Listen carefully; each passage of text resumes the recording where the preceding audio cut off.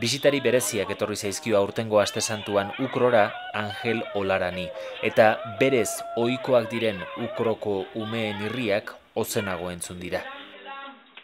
20 urte daramatza Angel Olaranek bertakoek deitzen dioten moduan Aba Melakuk Etiopia iparraldeko herri honetan lanean.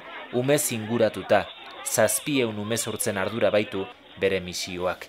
Ume hauei guztiei eguneroko bizitza erraztea eta aurrera egiteko tresnak euren esku jartzea da azken batean helburua. Angel, Loretxo hau zuretzat, txitxua zarelako. Nik emango dizut. Eskerrik asko. Bekatxe pareta. Kutxoli de monti. Hemen dago zure, Lori, hemen dago. Angel, epantzazu musu hemen ere. Angel irri konpontzailea dela entzunda joan dira pailazoak Ukrora. Etiopia Utopia Fundazioaren bidez jakin baitute momentuko asmoetako bat hortz klinika egitea dela. Herriko hainbat gazte dagoeneko formazioa jasota daude dentista bezala aritzeko, eta orain behar dutena ospitalea bera da.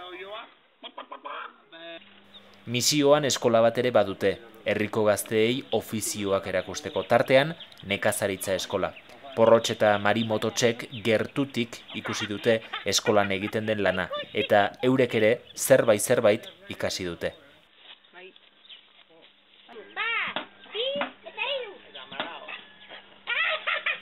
Angel Olaranen aspaldiko asmoetako bat bestalde, Ukro baso berritzea da. Paraje polita baita, baina lur lehor eta harritsua da nagusi.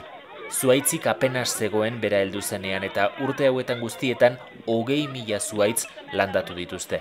Bertakoen ardura izaten da orain, astero zuaitzak ureztatzea.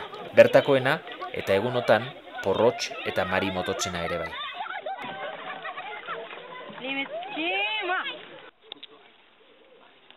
Eta badatzak ere pila badituzu, Ukron ikusitako dena bideoan jaso dute pailazoek, gero Euskal Herriko aurrei erakusteko.